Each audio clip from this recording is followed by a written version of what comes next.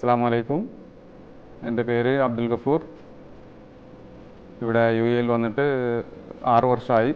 അൽഹംദുലില്ലാഹ് റാഹത്തായിട്ട് പോകുന്നു. പിന്നെ നാട്ടിൽ ഭാര്യയും 2 കുട്ടികളുമുണ്ട്. ഇവിടെ ഈ കമ്പനിയിൽ 3 വർഷം ആയി ജോലി ചെയ്യുന്നു.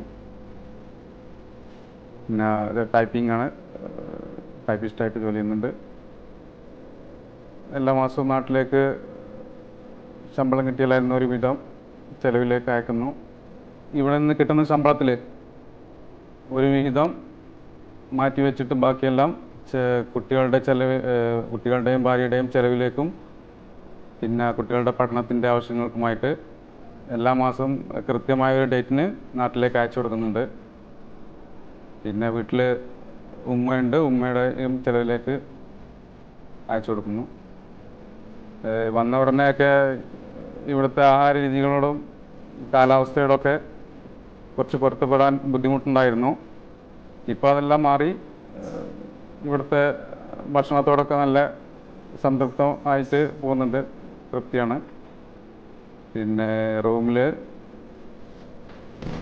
എല്ലാവരോടും ഒപ്പം ഭക്ഷണം ഉണ്ടാക്കുന്നു. ഇവിടുത്തെ ആഹാരത്തിൽ ഏറ്റവും കൂടുതൽ ഇഷ്ടപ്പെട്ട് ഇവിടെ വന്നതിന് ശേഷം കുബൂസ് തന്നെയാണ്, കുബ്സ്.